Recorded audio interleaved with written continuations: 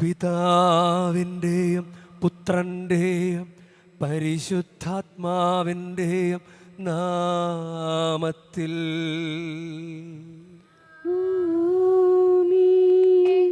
നമ്മുടെ കർത്താവായ യേശുക്രിസ്തുവിൻ്റെ കൃപയും പിതാവായ ദൈവത്തിൻ്റെ സ്നേഹവും പരിശുദ്ധാത്മാവിൻ്റെ സംസർഗവും നിങ്ങളോടു കൂടെ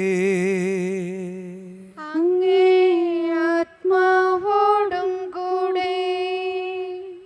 ഈശോയിൽ സ്നേഹമുള്ളവരെ, നമുക്ക് ഭക്തിയോടുകൂടെ ഈ ബലി അർപ്പിക്കാം. സുഭാഷിതങ്ങളുടെ പുസ്തകം 13:10. സുഭാഷിതങ്ങൾ 13:10 ഇപ്രകാരം ഒരു വചനമുണ്ട്: ഉപദേശം സ്വീകരിക്കുന്നവരോട് കൂടെയാണ് വിവേകം. ഉപദേശം സ്വീകരിക്കുന്നവരോട് കൂടെയാണ് വിവേകം. നമ്മളിന്ന് ദൈവകൽപ്പനകളെക്കുറിച്ച് വായനകളിൽ നമ്മൾ കേൾക്കുകയാണ്.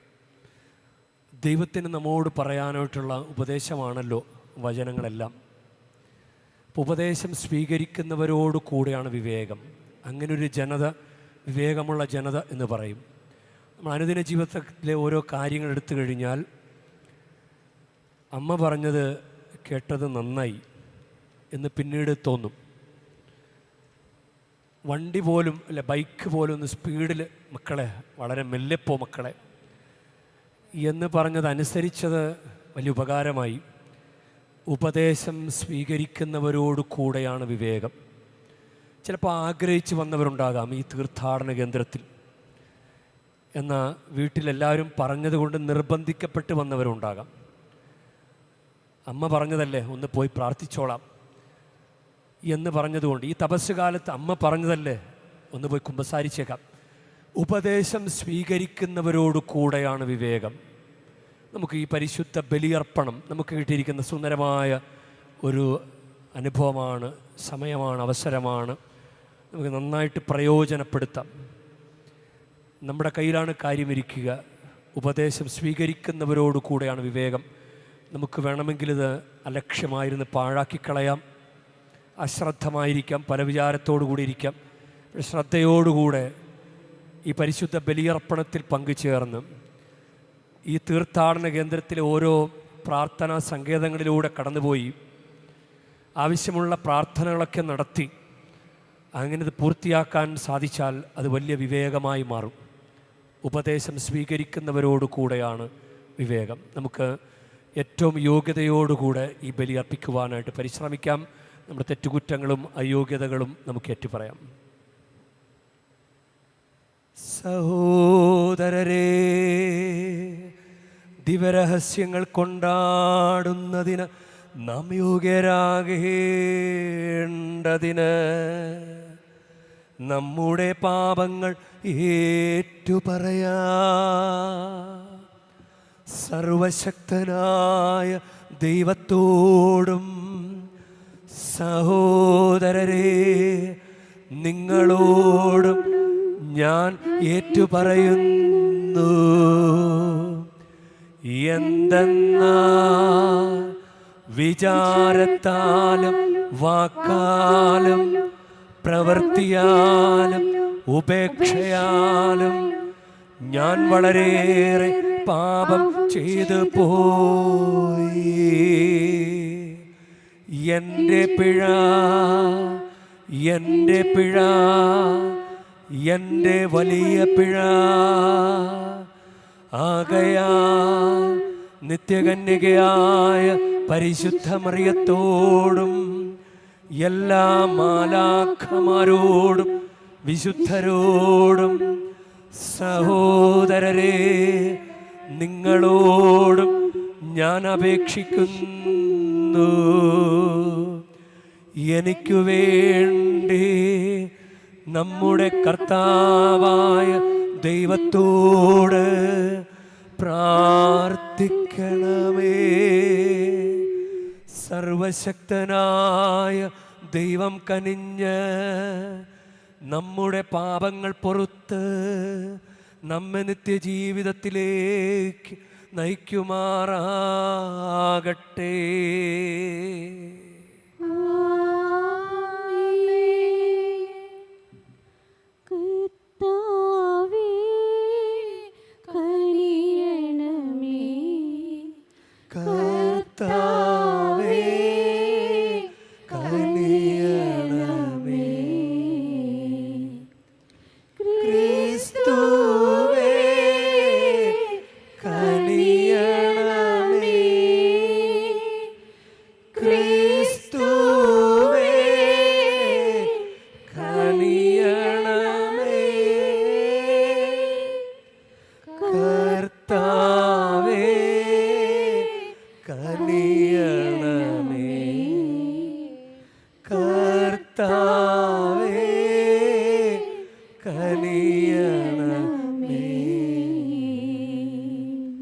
നമുക്ക് പ്രാർത്ഥിക്കാം.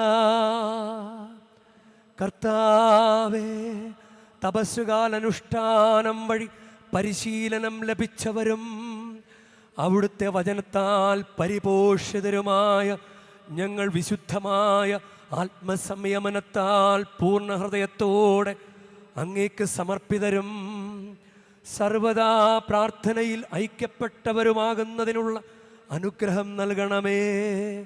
അങ്ങയോടുകൂടെ പരിശുദ്ധാത്മാവുമായുള്ള ഐക്യത്തിൽ എന്നെന്നും ദൈവമായി ജീവിച്ചു വാഴുന്ന ഞങ്ങളുടെ കർത്താവും അങ്ങയുടെ പുത്രനുമായ യേശുക്രിസ്തു വഴി ഞങ്ങൾ സമർപ്പിക്കുന്ന പ്രാർത്ഥന കേട്ടരുളേണമേ.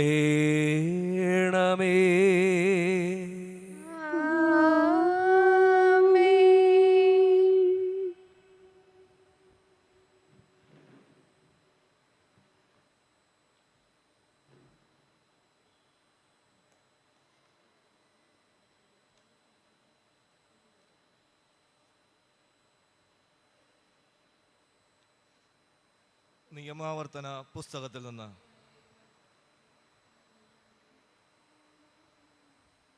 അക്കാലത്ത് മോശ ജനത്തോട് പറഞ്ഞു, ഇസ്രായേലേ, നിങ്ങൾ ജീവിക്കേണ്ടതിനും നിങ്ങൾ ചെന്ന് നിങ്ങളുടെ പിതാക്കന്മാരുടെ ദൈവമായ കർത്താവ് തരുന്ന ദേശം കൈവശമാക്കേണ്ടതിനും ഞാനിപ്പോൾ പഠിപ്പിക്കുന്ന ചട്ടങ്ങളും കൽപ്പനകളും അനുസരിക്കുവിൻ. ഇതാ, നിങ്ങൾ കൈവശമാക്കാൻ പോകുന്ന രാജ്യത്ത് നിങ്ങൾ അനുഷ്ഠിക്കേണ്ടതിന് എൻ്റെ ദൈവമായ കർത്താവ് എന്നോട് കൽപ്പിച്ച പ്രകാരം അവിടുത്തെ ചട്ടങ്ങളും കൽപ്പനകളും നിങ്ങളെ ഞാൻ പഠിപ്പിച്ചിരിക്കുന്നു. അവയനുസരിച്ച് പ്രവർത്തിക്കുവിൻ. എന്തെന്നാൽ അത് മറ്റ് ജനതകളുടെ ദൃഷ്ടിയിൽ നിങ്ങളെ ജ്ഞാനികളും വിവേകികളുമാക്കും. അവർ ഈ കൽപ്പനകളെപ്പറ്റി കേൾക്കുമ്പോൾ, മഹത്തായ ഈ ജനത ജ്ഞാനവും വിവേകവും ഉള്ളവർ തന്നെ എന്ന് പറയും. നാം വിളിച്ചപേക്ഷിക്കുമ്പോഴൊക്കെ നമ്മുടെ ദൈവമായ കർത്താവ് നമുക്ക് സമീപസ്ഥനായിരിക്കുന്നത് പോലെ ദൈവം ഇത്ര അടുത്തുള്ള വേറെ ഏത് ശ്രേഷ്ഠ ജനതയാണുള്ളത്? ഞാൻ ഇന്ന് നിങ്ങളുടെ മുൻപിൽ വച്ചിരിക്കുന്ന നിയമസംഹിതയിലേതുപോലെ നീതിയുക്തമായ ചട്ടങ്ങളും നിയമങ്ങളും മറ്റേത് ശ്രേഷ്ഠ ജനതയ്ക്കാണുള്ളത്? നിങ്ങളുടെ കണ്ണുകൾ കണ്ട കാര്യങ്ങൾ മറക്കാതിരിക്കാനും ജീവിതകാലം മുഴുവൻ അവ ഹൃദയത്തിൽ നിന്ന് മയാതിരിക്കുവാനും ശ്രദ്ധിക്കുവിൻ. ജാഗരൂകരായിരിക്കുവിൻ. അവയെല്ലാം നിങ്ങളുടെ മക്കളെയും മക്കളുടെ മക്കളെയും അറിയിക്കണം. കർത്താവിൻ്റെ വചനം. ദൈവത്തിന് നന്ദി. പ്രതിവചന സങ്കീർത്തനം. ജെറുസലേമേ, കർത്താവിനെ സ്തുതിക്കുക. ജെറുസലേമേ, ജെറുസലേമേ, കർത്താവിനെ സ്തുതിക്കുക. കർത്താവിനെ സ്തുതിക്കുക. ജെറുസലേമേ, കർത്താവിനെ സ്തുതിക്കുക. സിയോനെ, നിന്റെ ദൈവത്തെ പുകഴ്ത്തുക. നിന്റെ കവാടങ്ങളുടെ ഓടാമ്പലുകൾ അവിടുന്ന് ബലപ്പെടുത്തുന്നു.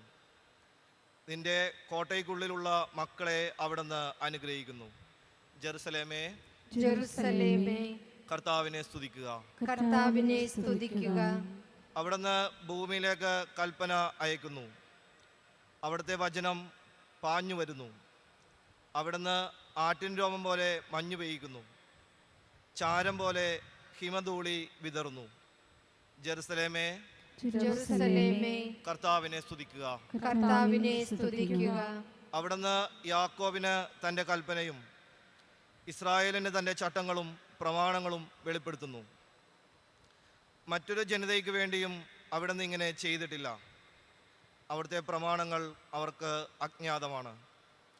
ജെറുസലേമേ, ജെറുസലേമേ, കർത്താവിനെ സ്തുതിക്കുക. കർത്താവിനെ സ്തുതിക്കുക. കർത്താവാമീശുവേ, മഹിമതൻ രാജനെ, അങ്ങേക്ക് മഹത്വവും സ്തുതിയും. കർത്താവ് നിങ്ങളോടുകൂടെ. അങ്ങേ ആത്മാവോടും കൂടെ. വിശുദ്ധ മത്തായി എഴുതിയ വിശുദ്ധ സുവിശേഷത്തിൽ നിന്നുള്ള വായന. കർത്താവേ, അങ്ങേക്ക് മഹത്വം. അക്കാലത്ത് യേശു തൻ്റെ ശിഷ്യന്മാരോട് അരുളി ചെയ്തു, നിയമത്തെയോ പ്രവാചകന്മാരെയോ അസാധുവാക്കാനാണ് ഞാൻ വന്നതെന്ന് നിങ്ങൾ വിചാരിക്കരുത്. അസാധുവാക്കാനല്ല, പൂർത്തിയാക്കാനാണ് ഞാൻ വന്നത്. ആകാശവും ഭൂമിയും കടന്നു പോകുന്നതുവരെ സമസ്തവും നിറവേറുവോളം നിയമത്തിൽ നിന്ന് വള്ളിയോ പുള്ളിയോ മാറുകയില്ലെന്ന് സത്യമായി ഞാൻ നിങ്ങളോട് പറയുന്നു. ഈ പ്രമാണങ്ങളിൽ ഏറ്റവും നിസ്സാരമായ ഒന്ന് ലംഘിക്കുകയോ ലംഘിക്കാൻ മറ്റുള്ളവരെ പഠിപ്പിക്കുകയോ ചെയ്യുന്നവൻ സ്വർഗരാജ്യത്തിൽ ചെറിയവനെന്ന് വിളിക്കപ്പെടും. എന്നാൽ അത് അനുസരിക്കുകയും പഠിപ്പിക്കുകയും ചെയ്യുന്നവൻ സ്വർഗരാജ്യത്തിൽ വലിയവനെന്ന് വിളിക്കപ്പെടും. കർത്താവിൻ്റെ സുവിശേഷം. ക്രിസ്തുവേ, അങ്ങേക്ക് സ്തുതി.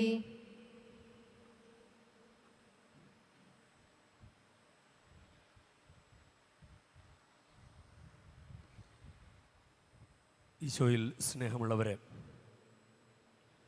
നമ്മൾ ഇന്നത്തെ വചനങ്ങളിലെല്ലാം കേൾക്കുന്നൊരു കാര്യമാണ് കർത്താവിൻ്റെ കൽപ്പന പാലിക്കുക. നിയമാവർത്തന പുസ്തകം 4-ാം അധ്യായം 1-ാമത്തെ വാക്യം എന്തിനു വേണ്ടിയിട്ടാണ് കൽപ്പന പാലിക്കേണ്ടത് എന്ന് പറയുന്നുണ്ട്. ഒന്നാമത്തെ കാര്യം ജീവിക്കാൻ വേണ്ടിയിട്ടാണ്. ജീവിക്കാൻ, നല്ല ഭംഗിയായി ജീവിക്കാൻ സാധിക്കും. രണ്ടാമത്തെ കാര്യം ദേശം കൈവശമാക്കാൻ. നിങ്ങൾ ജീവിക്കേണ്ടതിനും നിങ്ങൾ ചെന്ന് നിങ്ങളുടെ പിതാക്കന്മാരുടെ ദൈവമായ കർത്താവ് തരുന്ന ദേശം കൈവശമാക്കേണ്ടതിനും ഞാനിപ്പോൾ പഠിപ്പിക്കുന്ന ചട്ടങ്ങളും കൽപ്പനകളും അനുസരിക്കുവിൻ. ഇപ്പം 2 കാര്യങ്ങൾക്ക് വേണ്ടിയിട്ടാണ്. അതായത് നമുക്ക് വേണ്ടിയിട്ടാണിത്. നമ്മളെ ജീവിക്കാൻ, നല്ല ഭംഗിയായിട്ട് ജീവിക്കാൻ. ഇപ്പോൾ ദേശം കൈവശമാക്കുക എന്ന് പറയുമ്പോൾ നിനക്ക് വേണ്ടി ദൈവം ഒരുക്കി വച്ചിരിക്കുന്ന നന്മകൾ സ്വന്തമാക്കാൻ വേണ്ടി. നിനക്കൊരു ജോലി ദൈവം ഒരുക്കി വെച്ചിട്ടുണ്ടെങ്കിൽ, നിനക്കൊരു നല്ലൊരു ഭാവി, നിനക്ക് നല്ല കാര്യങ്ങൾ ദൈവം ഒരുക്കി വെച്ചിട്ടുണ്ട്, അതെല്ലാം സ്വന്തമാക്കാൻ നിനക്കത് സഹായമാകും. 4-ാമത്തെ വാക്യത്തിൽ നിയമാവർത്തനം 4:4 ദൃഢമായി ചേർന്ന് നിന്നതിനാൽ, ദൃഢമായി ചേർന്ന് നിൽക്കുക. എന്നാൽ നിങ്ങളുടെ ദൈവമായ കർത്താവിനോട് ദൃഢമായി ചേർന്ന് നിങ്ങൾ ഇന്നും ജീവിക്കുന്നു. ദൃഢമായി ചേർന്ന് നിൽക്കുക. അങ്ങനെ ദൃഢമായി ചേർന്ന് നിൽക്കുന്നവർക്ക് പറയുന്ന പേരാണ് നിയമാവർത്തനം 4:7 ശ്രേഷ്ഠ ജനത. ശ്രേഷ്ഠ ജനത. നാം വിളിച്ചപേക്ഷിക്കുമ്പോഴൊക്കെ നമ്മുടെ ദൈവമായ കർത്താവ് നമുക്ക് സമീപസ്ഥനായിരിക്കുന്നത് പോലെ ദൈവം ഇത്ര അടുത്തുള്ള വേറെ ഏത് ശ്രേഷ്ഠ ജനതയാണുള്ളത്? അപ്പോൾ അത് ഒരു കാര്യമാണ്. ഇനി ഇതിൻ്റെ ഇടയ്ക്ക് പറയുന്ന കാര്യങ്ങളാണ് നിയമാവർത്തനം 4-ാം അധ്യായം 6-ാമത്തെ വാക്യം. അവയനുസരിച്ച് പ്രവർത്തിക്കുവിൻ, എന്തെന്നാൽ അത് മറ്റു ജനതകളുടെ ദൃഷ്ടിയിൽ നിങ്ങളെ ജ്ഞാനികളും വിവേകികളുമാക്കും. ജ്ഞാനികളും വിവേകികളുമാക്കും. നമ്മൾ ആമുഖത്തിൽ കേട്ടില്ലേ, സുഭാഷിതം 13:10 ഉപദേശം സ്വീകരിക്കുന്നവരോട് കൂടെയാണ് വിവേകം. എന്തെന്നാൽ അത് മറ്റു ജനതകളുടെ ദൃഷ്ടിയിൽ നിങ്ങളെ ജ്ഞാനികളും വിവേകികളുമാക്കും. എന്ത്? ഈ കൽപ്പന പാലിക്കുന്നത്. ഇനിയും ആളുകൾ നോക്കിയിട്ട് പറയും, അവർ ഈ കൽപ്പനകളെപ്പറ്റി കേൾക്കുമ്പോൾ, മറ്റുള്ള ആളുകൾ ഈ കൽപ്പനകളെപ്പറ്റി, കർത്താവിൻ്റെ വചനത്തെപ്പറ്റി കേൾക്കുമ്പോൾ അവർ പറയും, മഹത്തായ ഈ ജനത ജ്ഞാനവും വിവേകമുള്ളവർ തന്നെ എന്ന് പറയും. അങ്ങനെ നല്ലൊരു കൽപ്പനയാണല്ലോ ഇവർക്ക് ലഭിച്ചിരിക്കുന്നത്, എന്ത് നല്ല ജനതയാണ് എന്ന് പറയും. അപ്പം കൽപ്പനകൾ പാലിക്കുന്നവർ ജ്ഞാനവും വിവേകവുമുള്ളവർ എന്ന് നമുക്ക് സംഗ്രഹിച്ച് പറയാം. കൽപ്പനകൾ പാലിക്കുന്നവർ ജ്ഞാനവും വിവേകവുമുള്ളവർ. ഇനി കൽപ്പന നമുക്കറിയാം, കൽപ്പന ഒരാൾ പറയുന്നത് അത് ചെയ്യ് എന്ന് പറയുന്നത്, ദൈവം നമ്മളോട് അതങ്ങനെ ചെയ്യ് എന്ന് പറയുന്നത് ഉപദേശമാണല്ലോ. അപ്പം കൽപ്പന ഈസ് ഈക്വൽ ടു ഉപദേശം. കൽപ്പന ഈസ് ഈക്വൽ ടു ഉപദേശം. ഇനിയും നമുക്ക് എഫേസ്യർക്ക് എഴുതിയ ലേഖനത്തിൽ 6-ാമത്തെ അധ്യായം, എഫേസ്യർ 6-ാം അധ്യായത്തിൽ നമ്മളൊരു കാര്യം കേൾക്കുന്നുണ്ട്. അത് ഏകദേശം ഇതുപോലെ തന്നെ പറയുന്ന ഒരു കാര്യമാണ്. കുട്ടികളെ, കർത്താവിൽ നിങ്ങൾ മാതാപിതാക്കന്മാരെ അനുസരിക്കുവിൻ, അത് ന്യായയുക്തമാണ്. നിങ്ങൾക്ക് നന്മ കൈവരുന്നതിനും ഭൂമിയിൽ ദീർഘകാലം ജീവിക്കുന്നതിനും വേണ്ടി മാതാവിനെയും പിതാവിനെയും ബഹുമാനിക്കുക. വാഗ്ദാനത്തോടുകൂടി ആദ്യത്തെ കൽപ്പന ഇതത്രേ. അപ്പോൾ യഥാർത്ഥത്തിൽ മാതാപിതാക്കന്മാരെ ബഹുമാനിക്കുക എന്നത് 4-ാമത്തെ കൽപ്പനയാണ്. പക്ഷേ ഇന്ന് നമ്മൾ ഈ തീർത്ഥാടന കേന്ദ്രം അല്ലെങ്കിൽ പ്രാർത്ഥന ഇങ്ങനെയുള്ള കാര്യങ്ങളൊക്കെ വളരെ പ്രാധാന്യം കൊടുത്ത് നമ്മൾ ജീവിക്കുമ്പോൾ അതിൽ മാതാപിതാക്കളുടെ റോള് വളരെ പ്രധാനമാണ്. അപ്പനും അമ്മയും വിഷമിപ്പിക്കാൻ പറ്റുകയില്ല. അമ്മ പറഞ്ഞതുകൊണ്ട്, അപ്പം പറഞ്ഞതുകൊണ്ട് ഞാനത് ചെയ്യുന്നു. അവരെനിക്ക് കാണിച്ചു തന്ന മാതൃക ഇതാണ്. അപ്പോൾ യഥാർത്ഥത്തിൽ ദൈവത്തെ അനുസരിക്കുക, കൽപ്പനകൾ പാലിക്കുക, മാതാപിതാക്കന്മാരെ ബഹുമാനിക്കുക എന്നതൊക്കെ, അത് 1, 2, 3, 4 കൽപ്പനകൾ നമുക്ക് ചേർത്ത് പിടിച്ചു കഴിഞ്ഞാൽ അത് തന്നെ മറ്റു കൽപ്പനകൾക്ക് പാലിക്കാൻ നമുക്ക് എളുപ്പമാവും. ദൈവഭയവും മാതാപിതാക്കളോടുള്ള സ്നേഹവും നമുക്ക് നല്ല രീതിയിൽ ജീവിക്കാനായിട്ട് നമുക്ക് സാധിക്കും. അപ്പോൾ ഇത് വളരെ പ്രധാനപ്പെട്ടൊരു കാര്യമാണ്. മാതാപിതാക്കന്മാരെ ബഹുമാനിക്കുക, കൽപ്പനകൾ പാലിക്കുക എന്നത് നിങ്ങൾക്ക് നന്മ വരുന്നതിനും, ദേശം കൈവശമാക്കുക എന്ന് പറഞ്ഞു കഴിഞ്ഞാൽ നിനക്ക് വേണ്ടി ദൈവം ഒരുക്കി വച്ചിരിക്കുന്ന നന്മകൾ നിനക്ക് കൈവശമാക്കുന്നതിനും, നിനക്ക് നന്മ കൈവരുന്നതിനും, ഭൂമിയിൽ ദീർഘകാലം ജീവിക്കുന്നതിനും വേണ്ടി മാതാവിനെയും പിതാവിനെയും ബഹുമാനിക്കുക. വാഗ്ദാനത്തോടുകൂടി ആദ്യത്തെ കൽപ്പന ഇതത്രേ. അപ്പോൾ മാതാപിതാക്കന്മാരെ ബഹുമാനിക്കുന്നത് അത് ഇതിന് തുല്യമായിട്ട് തന്നെ നമ്മൾ വ്യാഖ്യാനിക്കേണ്ടിയിരിക്കുന്നു. കഴിഞ്ഞ ദിവസം ഒരു പറഞ്ഞതാണ്, ഇങ്ങനെ ബൈക്ക് സ്പീഡിൽ ഓടിച്ചു പോയി വലിയ അപകടത്തിൽപ്പെട്ടു. അപ്പോൾ പറഞ്ഞതാണ്, വേണ്ട മകനെ. ഇതുപോലെ നമുക്ക് വ്യാഖ്യാനിച്ചെടുക്കാൻ പറ്റും പല കാര്യങ്ങൾ. അപ്പനും അമ്മയുടെ ഉപദേശം. അപ്പോൾ ഉപദേശം സ്വീകരിക്കുന്നവരോട് കൂടെയാണ് വിവേകം എന്നത് അതിനോട് ചേർത്ത് വായിക്കണം. വചനം പാലിക്കുന്നവർ, കൽപ്പന പാലിക്കുന്നവർ വിവേകമുള്ള ജനത എന്ന് പറയും. അപ്പനും അമ്മയെ അനുസരിക്കുന്നവർ വിവേകികൾ എന്ന് പറയും. അപ്പോൾ കഴിഞ്ഞ ദിവസം നമ്മൾ കേട്ട ഒരു വചനഭാഗമാണ് സുഭാഷിതങ്ങളുടെ പുസ്തകം 16-ാം അധ്യായം തന്നെ. അത് 20 മുതൽ 22 വരെയുള്ള വാക്യങ്ങൾ നമ്മൾ ശ്രദ്ധിച്ചു കഴിഞ്ഞാൽ നമുക്ക് ദൈവവചനം ആദരിക്കുന്നവൻ ഉത്കർഷം നേടും.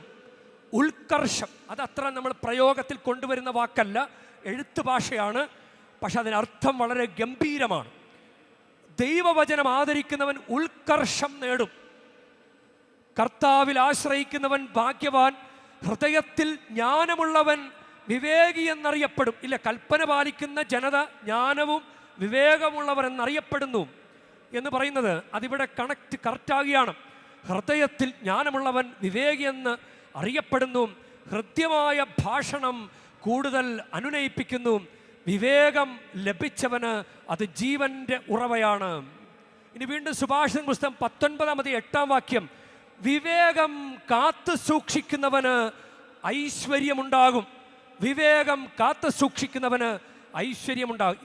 ഇതിങ്ങനെ നമ്മൾ ഈ ഒരു രീതി അങ്ങ് തുടർന്നു പോയാൽ കൽപ്പനകൾ പാലിക്കുക, മാതാപിതാക്കന്മാരെ അനുസരിക്കുക, ഒരു കുഞ്ഞു കാര്യം പോലും അനുസരിച്ച് കഴിഞ്ഞാൽ നമുക്ക് ഈ പറയുന്ന അനുഗ്രഹം എല്ലാം വരും. അതിലൊന്നും മാറ്റം വരുത്തരുത്. ഞാനിങ്ങനെ ഇത് വായിച്ചിങ്ങനെ ധ്യാനിച്ച് പ്രാർത്ഥിച്ചുകൊണ്ടിരിക്കുമ്പോൾ എനിക്ക് തോന്നിയൊരു കാര്യമാണ്, ഈ സ്നാപയോഹന്നാൻ ഈശോയ്ക്ക് മാമോദീസ കൊടുക്കുന്ന രംഗമുണ്ട്. അത് മത്തായിയുടെ സുവിശേഷത്തിലാണ് അത് വളരെ വിശദമായിട്ട് രേഖപ്പെടുത്തിയിരിക്കുന്നത്. അത് 3-ാം അധ്യായം 14-ഉം 15-ഉം വാക്യങ്ങളിലാണ്. അപ്പോൾ ജ്ഞാനസ്നാനം സ്വീകരിക്കാൻ ഈശോ സ്നാപയോഹന്നാൻ്റെ മുമ്പിൽ പോയി നിൽക്കുകയാണ്. അപ്പോൾ സ്നാപയോഹന്നാൻ പറയും, ഞാൻ നിന്നിൽ നിന്ന് മാമോദീസ സ്വീകരിക്കേണ്ടിയിരിക്കെ നീ എൻ്റെ അടുത്ത് വരുന്നുവോ? അപ്പോൾ ചെയ്യാൻ ഒരിത്തിരി മടിയുണ്ട്. വേണമെങ്കിൽ ഒരു ഭവ്യത. നമ്മൾ എത്രയോ കാര്യങ്ങളിൽ ഓവർ ഭവ്യത കാണിച്ച് നഷ്ടപ്പെടുത്തുന്ന ചില മേഖലകളുണ്ട്. അപ്പോൾ ഈശോ പറയും ഇതിപ്പോൾ ചെയ്യുക, സർവ്വനീതിയും പൂർത്തിയാക്കുന്നത് ദൈവഹിതമാണ്. അപ്പോൾ അതിൻ്റെ തുടർന്ന് പറയുന്ന വചനം അവൻ സമ്മതിച്ചു. അത് ഒരു അനുസരണമാണ്. മിണ്ടാതിരുന്നങ്ങ് അനുസരിക്കുക. അങ്ങനെ ഒന്ന് ധ്യാനിച്ചേ. ഈശോ പറഞ്ഞു ഇതിപ്പോൾ ചെയ്യുക. ഇല്ല കർത്താവേ, ഇല്ല ഞാൻ ചെയ്താൽ ശരിയാകുകയില്ല, ഞാനല്ല അതിൻ്റെ ആള്, ഞാൻ ചെയ്താൽ ശരിയാകുകയില്ല എന്ന് പറഞ്ഞ് വേണമെങ്കിൽ തട്ടിക്കളയാവുന്ന ഒരു കേസായിരുന്നത്. പക്ഷേ ഈശോ പറഞ്ഞത് അപ്പം തന്നെ സമ്മതിച്ചു. മിണ്ടാതിരുന്നനുസരിക്കുക. ഈ തപസ് കാലത്ത് നമ്മൾ ധ്യാനിക്കേണ്ട ഒരു പ്രയോഗമാണ് മിണ്ടാതിരുന്നനുസരിക്കുക. അനുസരിച്ച് കഴിഞ്ഞാൽ അത് അനുഗ്രഹമാവും. ഇനി യോഹന്നാൻ്റെ സുവിശേഷത്തിൽ 13-ാമത്തെ അധ്യായത്തിൽ അവിടെ ഒരു കാര്യമുണ്ട്. അത് ഇതുപോലെ 2 വ്യക്തികൾ, അത് ഈശോയും പത്രോസുമാണ്. അപ്പോൾ ഈശോയുടെ ഈശോ കാല് കഴുകുന്ന രംഗം. അപ്പോൾ എല്ലാവരുടെയും കാല് കഴുകി. അനന്തരം ഒരു താലത്തിൽ വെള്ളമെടുത്ത് ശിഷ്യന്മാരുടെ പാദങ്ങൾ കഴുകാനും അരയിൽ ചുറ്റിനും തൂവാല കൊണ്ട് തുടയ്ക്കാനും തുടങ്ങി. ഓൾറെഡി തുടങ്ങിക്കഴിഞ്ഞു. ഈശോ ആ പ്രവൃത്തി തുടങ്ങിക്കഴിഞ്ഞു. അവൻ ശിമയോൻ പത്രോസിൻ്റെ അടുത്തെത്തി. പത്രോസ് അവനോട് ചോദിച്ചു, കർത്താവേ, നീ എൻ്റെ കാല് കഴുകുകയോ? യേശു പറഞ്ഞു, ഞാൻ ചെയ്യുന്നത് എന്തെന്ന് ഇപ്പോൾ നീ അറിയുന്നില്ല, എന്നാൽ പിന്നീട് അറിയും. പത്രോസ് പറഞ്ഞു, നീ ഒരിക്കലും എൻ്റെ പാദം കഴുകരുത്. യേശു പറഞ്ഞു, ഞാൻ നിന്നെ കഴുകുന്നില്ലെങ്കിൽ നിനക്ക് എന്നോടുകൂടെ പങ്കില്ല. അപ്പം ശിമയോൻ പത്രോസ് പറഞ്ഞു, കർത്താവേ, എങ്കിൽ എൻ്റെ പാദങ്ങൾ മാത്രമല്ല കരങ്ങളും ശിരസ്സും കൂടി കഴുകണമേ. യേശു പ്രതിവചിച്ചു, കുളി കഴിഞ്ഞവൻ്റെ കാലുകൾ മാത്രമേ കഴുകേണ്ടതുള്ളൂ, അവൻ മുഴുവൻ ശുചിയായിരിക്കും. അപ്പോൾ ഇത് പറയുമ്പോൾ ചെറിയ രീതിയിൽ ഒരു ഇൻസൾട്ടിംഗ് ആണ്.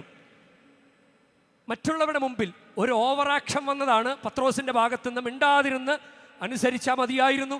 ബാക്കിയുള്ളവരാരും മിണ്ടിയിട്ടില്ല, ബാക്കിയുള്ള ശിഷ്യന്മാരാരും മിണ്ടിയിട്ടില്ല. പക്ഷേ പത്രോസിൻ്റെ ഒരു പ്രകൃതം എല്ലാത്തിലും അങ്ങനെ ഇടപെടുന്ന ഒരു രീതിയുണ്ട്. അത് പത്രോസിന് ഗുണകരമായിട്ടുണ്ട്. നീ ജീവനുള്ള ദൈവത്തിൻ്റെ പുത്രനായ ക്രിസ്തുവാണ് എന്ന് പറഞ്ഞത് ആ ഒരു ഗുണമുള്ളത് കൊണ്ടാണ്. അതുകൊണ്ടാണ് ജന്മനാ മുടന്തൻ്റെ മുൻപിൽ ആ സൗഖ്യം കൊടുക്കാൻ സാധിച്ചത്. യഹൂദ പ്രമാണികളുടെ മുമ്പിൽ ആകാശത്തിന് കീഴെ മനുഷ്യരക്ഷയ്ക്ക് വേണ്ടി മറ്റൊരു നാമവും നൽകപ്പെട്ടിട്ടില്ല എന്ന് വിളിച്ചു പറയാൻ പറ്റിയത് ആ ഒരു ഗുണമുള്ളത് കൊണ്ടാണ്. പക്ഷേ ഇവിടെ അത് ഗുണപ്പെട്ടില്ല. പത്രോസ് വർത്തമാനം പറഞ്ഞുകൊണ്ട് മിണ്ടാതിരുന്നനുസരിച്ചാൽ പോരെ. ഈശോ ചെയ്യണത് മിണ്ടാതിരുന്ന്. ഞാനിത് എൻ്റെ ചിന്തയിൽ വന്നത്, ഞാൻ നിങ്ങളോട് പറയുന്നത്, ഈ കൽപ്പനകളുടെ കാര്യത്തിൽ നമ്മൾ എക്സ്ക്യൂസ് ഒന്നും വിചാരിക്കേണ്ട. ചില ആളുകൾ, ഞാനിപ്പോൾ പള്ളിയിലൊക്കെ പോയി കഴിഞ്ഞാൽ വലിയ ഭക്തനാണെന്ന് ആളുകൾ വിചാരിച്ചാലോ, ഞാനിപ്പോൾ ബൈബിളൊക്കെ വീട്ടിലിരുന്ന് വായിക്കുന്നത് കണ്ടു കഴിഞ്ഞാൽ വീട്ടുകാരെന്ത് വിചാരിക്കും? ഓ, ഒരു ഭക്തൻ ഇപ്പോൾ ഭയങ്കര ഭക്തനായി. അങ്ങനെയൊക്കെയുള്ള വിചാരങ്ങൾ മാറ്റണമെന്നാണ് ധ്വനി. അങ്ങനെയുള്ളൊക്കെ വിചാരങ്ങളൊക്കെ മാറ്റി. ഇനി ഇൻസൾട്ട് ആകണ്ട. ഇപ്പോൾ എന്തെങ്കിലും ഒരു കാര്യം പള്ളിയിൽ അച്ഛൻ പറഞ്ഞതിൻ്റെ പേരിലോ പിന്നെ പള്ളി പോകുന്നില്ല. ആളുകളുടെ മുമ്പിൽ അച്ഛൻ എന്നെ ഇൻസൾട്ട് ചെയ്തു.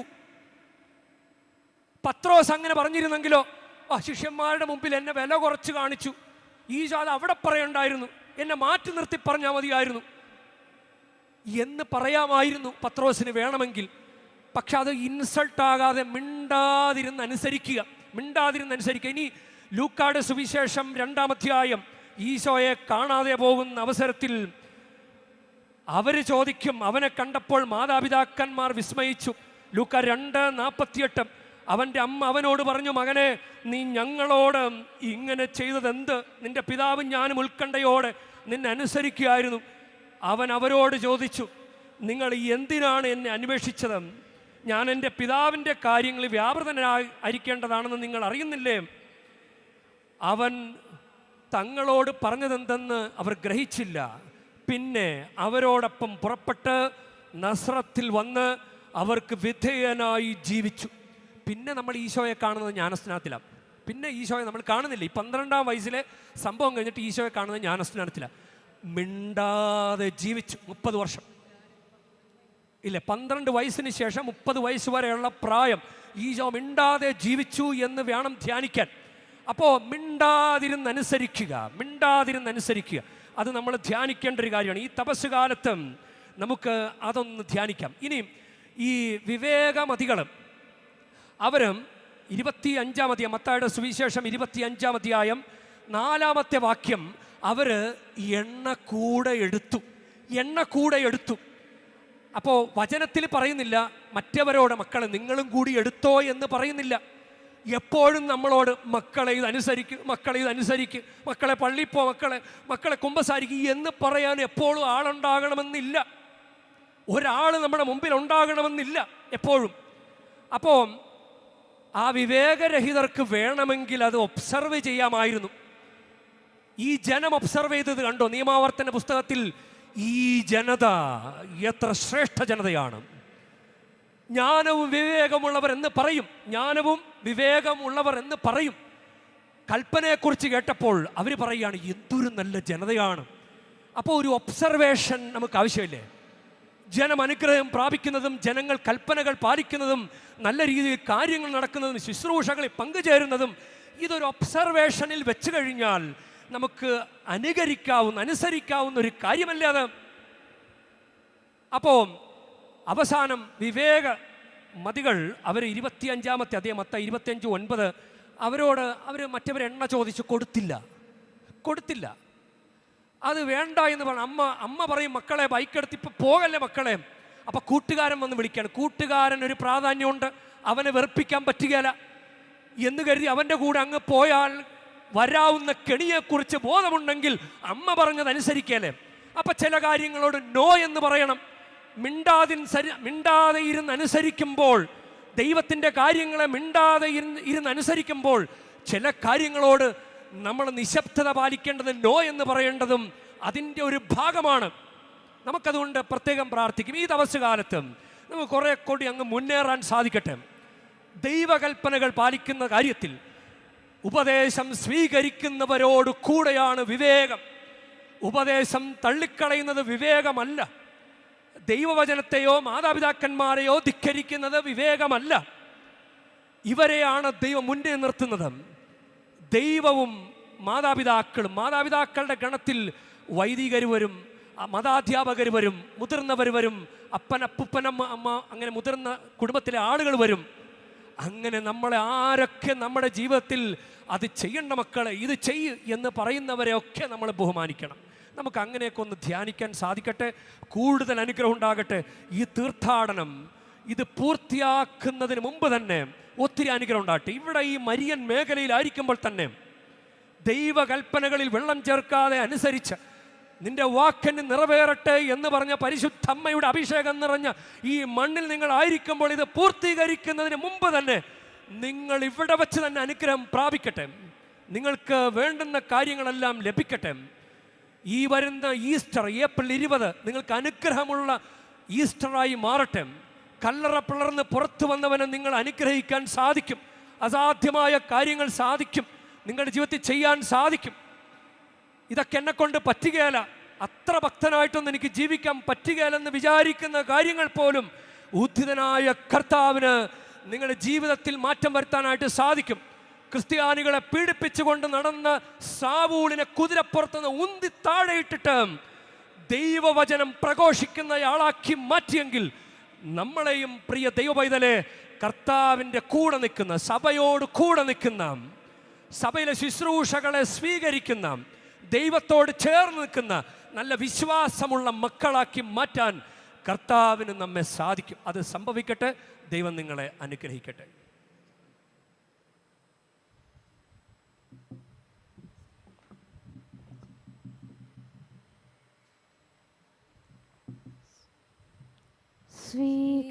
സ്വീകരിച്ചാലും നാഥ സ്വീകരിച്ചാലും ഈ എളിയവർ തൻ കാഴ്ചകൾ നീ പെരിയണച്ചാലും സ്വന്തമായി ഒന്നുമില്ല കൈമുതൽ നാഥ നിന്ദാനമാണീ ജീവിതം എന്നേറ്റു ചൊല്ലുന്നു. നന്ദിതൻ ബലിയായി എന്നോട്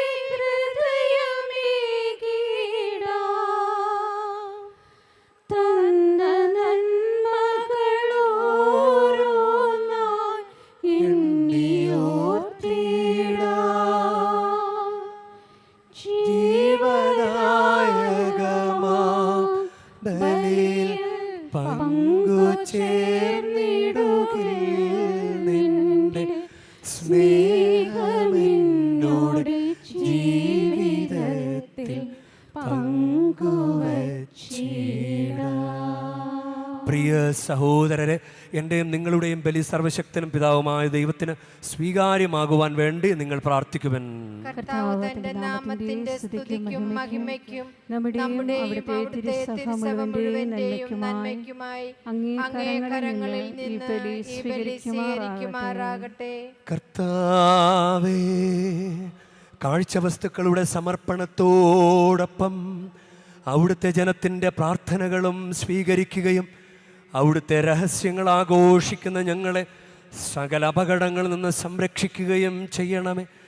ഞങ്ങളുടെ കർത്താവായ ക്രിസ്തു വഴി ഞങ്ങൾ സമർപ്പിക്കുന്ന പ്രാർത്ഥന കേട്ടരുളേണമേ.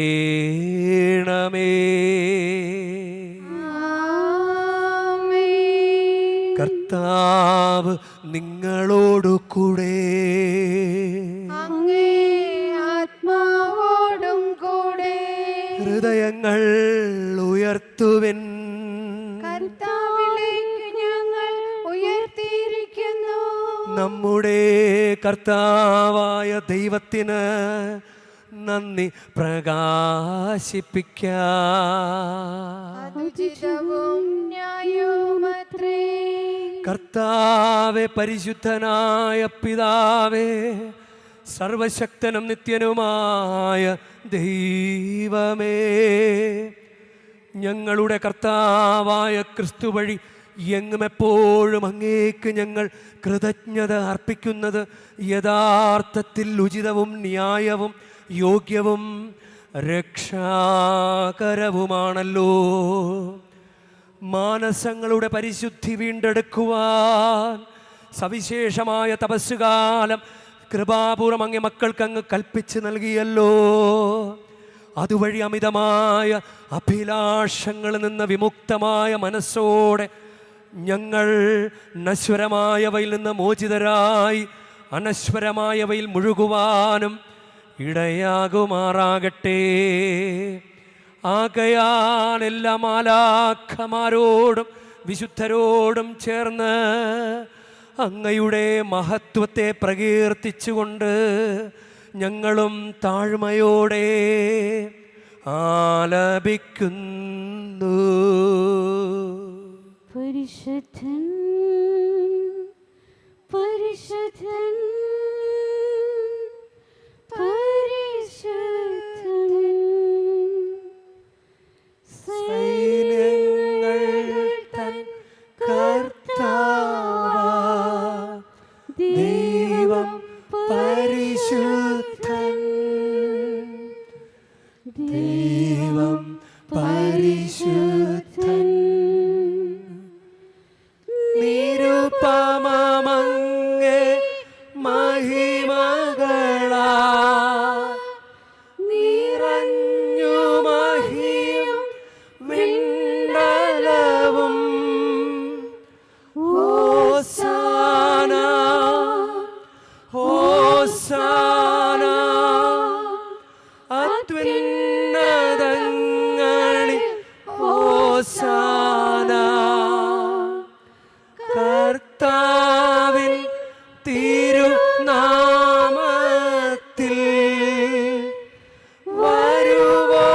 വരുവോനേറ്റം ധന്യനുമാ. ഹോസാന ഹോസാന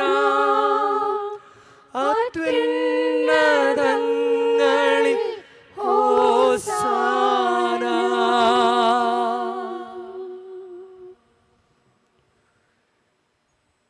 കർത്താവേ, സർവവിശുദ്ധിയുടെയും ഉറവിടമായ അങ്ങ് സത്യമായും പരിശുദ്ധനാകുന്നു.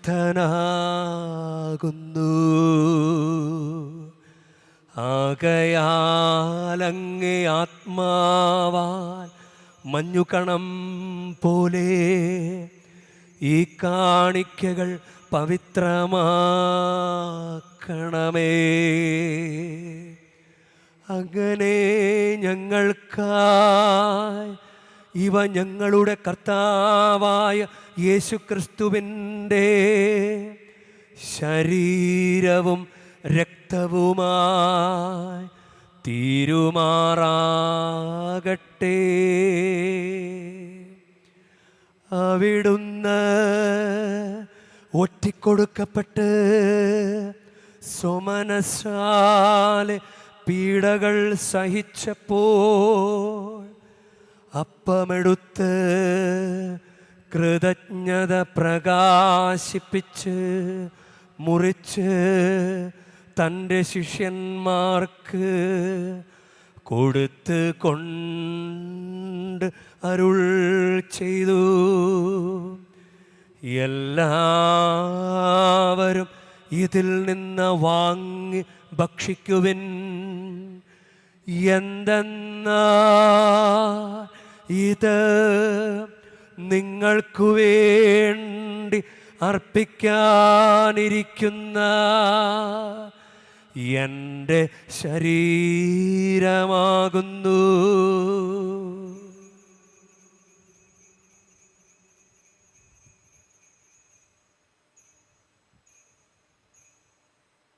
അപ്രകാരം അത്താഴം കഴിഞ്ഞ് പാനപാത്രമെടുത്ത് വീണ്ടും അങ്ങേക്ക് കൃതജ്ഞത പ്രകാശിപ്പിച്ച് തൻ്റെ ശിഷ്യന്മാർക്ക് കൊടുത്ത് കൊണ്ട് അരുൾ ചെയ്തു, എല്ലാവരും വാങ്ങി ഇതിൽ നിന്ന് കുടിക്കുവിൻ.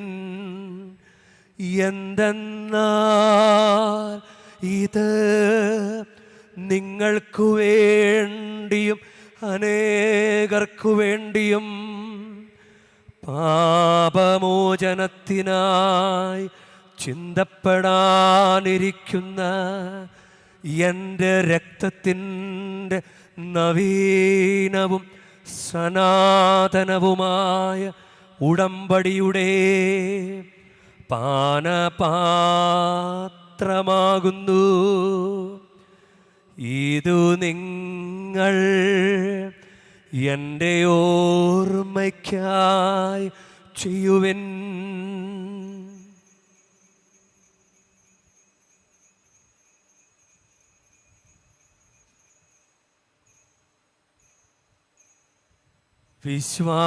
വിശ്വാസത്തിൻ്റെ രഹസ്യം. കർത്താവേ, അങ്ങ് വീണ്ടും വരുന്നതുവരെ അങ്ങേ മരണം ഞങ്ങൾ പ്രഖ്യാപിക്കുന്നു. അങ്ങേ ഉയർപ്പ് ഞങ്ങളേറ്റു പറയുന്നു. ആകയാൽ കർത്താവെ, അവിടുത്തെ മരണവും ഉയർപ്പും ഓർത്തുകൊണ്ട് അങ്ങേ തിരുമുമ്പിൽ നിൽക്കുന്നതിനും അങ്ങേ പരിചരിക്കുന്നതിനും അർഹരാക്കി തീർത്തതിന് ഞങ്ങൾ നന്ദി പറഞ്ഞുകൊണ്ട് ജീവൻ്റെ അപ്പവും രക്ഷയുടെ പാനപാത്രവും ഞങ്ങൾ അങ്ങേക്ക് അർപ്പിക്കുന്നു.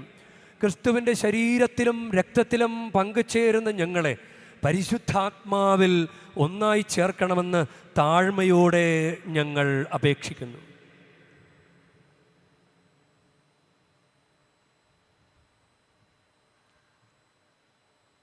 കർത്താവേ, ലോകമെങ്ങും വ്യാപിച്ചു കിടക്കുന്ന അങ്ങേ സഭയെ ഓർക്കണമേ. ഞങ്ങളുടെ ഫ്രാൻസിസ് പാപ്പായോടും ഞങ്ങളുടെ രൂപതാധ്യക്ഷനായ സഹാരാജ് മെത്രാനോടും വൈദികഗണത്തോടുമൊത്ത് സഭയെ അങ്ങ് സ്നേഹത്തിൻ്റെ പൂർണ്ണതയിൽ എത്തിക്കണമേ.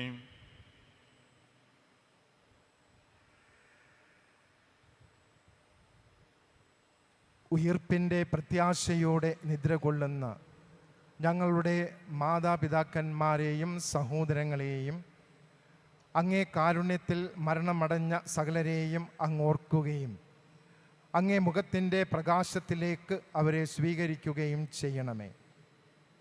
ഞങ്ങളെല്ലാവരിലും കനിയണമെന്ന് ഞങ്ങൾ പ്രാർത്ഥിക്കുന്നു.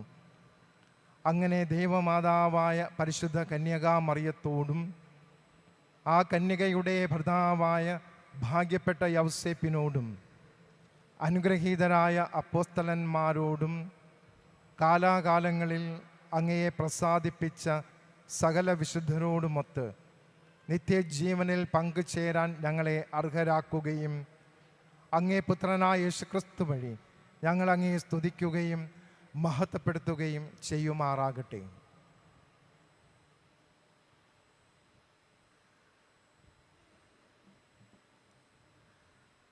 ക്രിസ്തുവിലൂടെ, ക്രിസ്തുവിനോടുകൂടെ, ക്രിസ്തുവിൽ തന്നെ സർവശക്തനായ ദൈവവും പിതാവുമായ അങ്ങേക്ക് പരിശുദ്ധാത്മാവുമായുള്ള ഐക്യത്തിൽ എല്ലാ ബഹുമതിയും മഹത്വവും എന്നുമെന്നേക്കും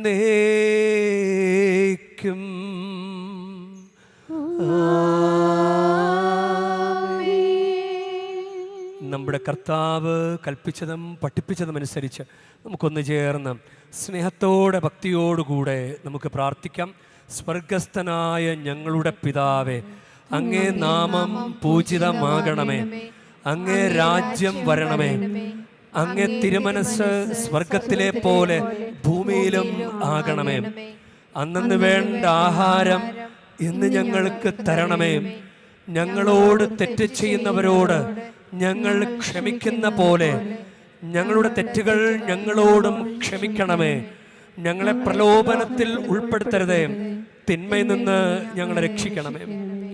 കർത്താവേ, എല്ലാ തിന്മകളിൽ നിന്ന് ഞങ്ങളെ മോചിപ്പിക്കണമേ.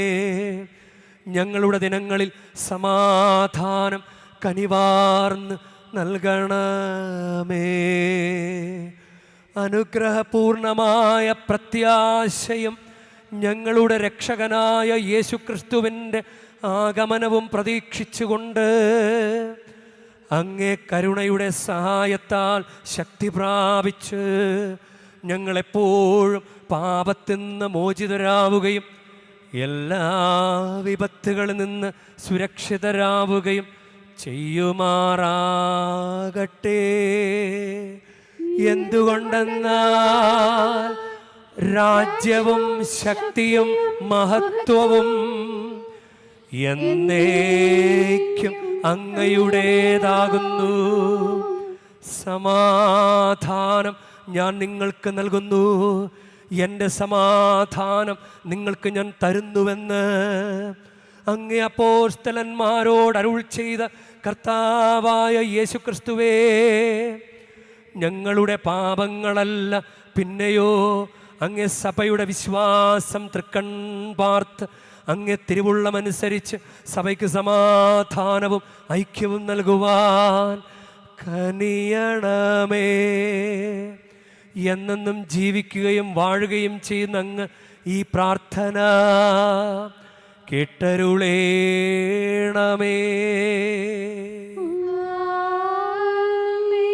കർത്താവിൻ്റെ സമാധാനം നിങ്ങളോട് കൂടെ എപ്പോഴും ഉണ്ടായിരിക്കട്ടെ.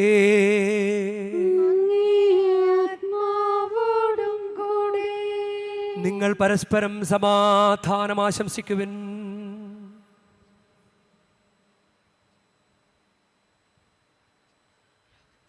ലോകത്തിൻ പാപങ്ങൾ നീക്കിടും ദൈവത്തിൻ കുഞ്ഞാടേ, ഞങ്ങളിൽ നീ കനിയണമേ.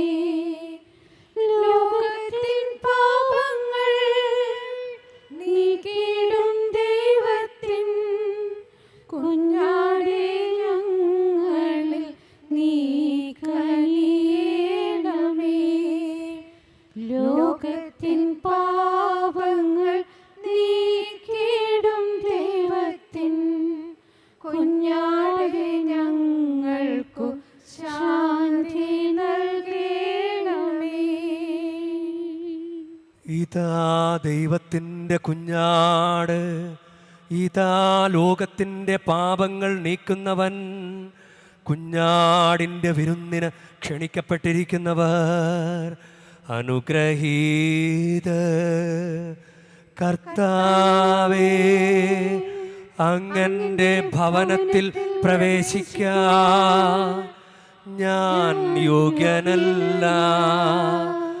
അങ്ങ് ഒരു വാക്കുച്ചരിച്ചാൽ മാത്രം മതി, എൻ്റെ ആത്മാവ് സുഖം പ്രാപിക്കും.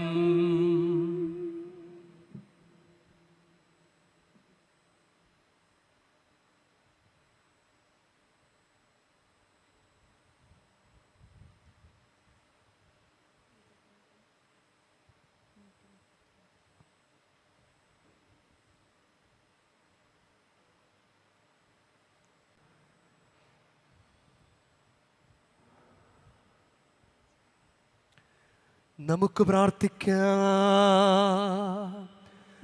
കർത്താവേ, ഞങ്ങളെ പരിപോഷിപ്പിച്ച് സ്വർഗീയ വിരുന്ന് ഞങ്ങളെ വിശുദ്ധീകരിക്കുകയും സകല തിന്മകളിൽ നിന്ന് ശുദ്ധീകൃതരായി ഉന്നതങ്ങളിൽ നിന്നുള്ള വാഗ്ദാനങ്ങൾക്ക് യോഗ്യരാക്കുകയും ചെയ്യുമാറാകട്ടെ.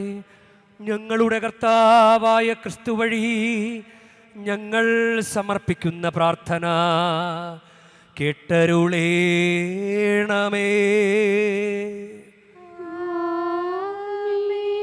കർത്താവ് നിങ്ങളോടു കൂടെ.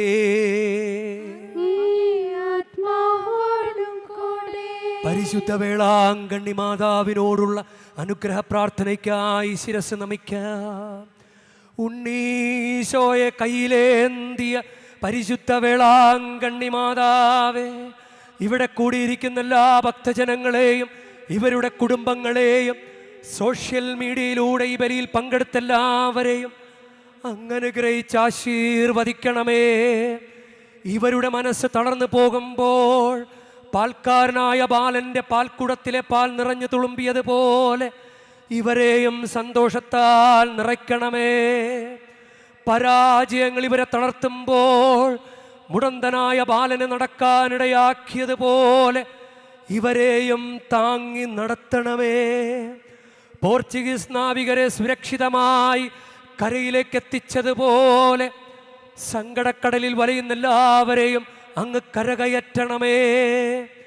അനുഗ്രഹദായിനിയായ പരിശുദ്ധാരോഗ്യ മാതാവിൻ്റെ ആശീർവാദം നിങ്ങളോടുകൂടെ എപ്പോഴും ഉണ്ടായിരിക്കട്ടെ. ഈശോ തൻ്റെ മാതാവിൻ്റെ കരങ്ങളിലൂടെ നമ്മെ ഏവരെയും സ്പർശിക്കുകയും സുഖപ്പെടുത്തുകയും കാത്തു സംരക്ഷിക്കുകയും ചെയ്യട്ടെ.